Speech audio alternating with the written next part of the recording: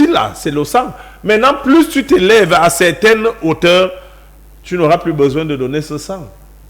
Tes vibrations seront largement suffisantes pour alimenter ce totem. Donc, dans le cas où tu ne peux pas, ça devient une béquille. Et quand c'est une béquille, tu dois nourrir.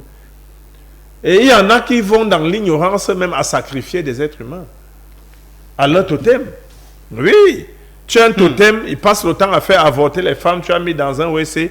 Quand une femme est grosse, lorsqu'elle va faire sa toilette intime ou bien elle va faire les selles et autres, elle va se mettre à l'aise, le totem va la sucer et finalement elle va se retrouver en train de faire une fausse couche.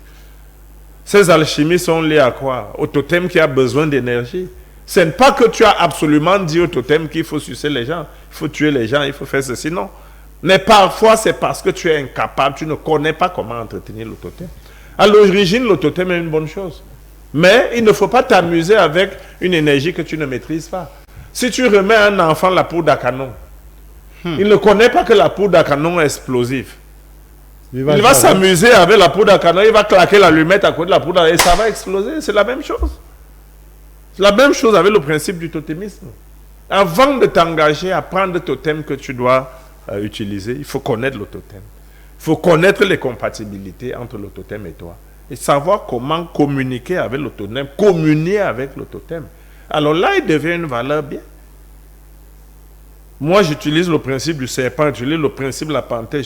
J'ai plusieurs totems et plusieurs principes que j'utilise au quotidien. A dit que, bon, lorsque le propriétaire ou alors l'utilisateur du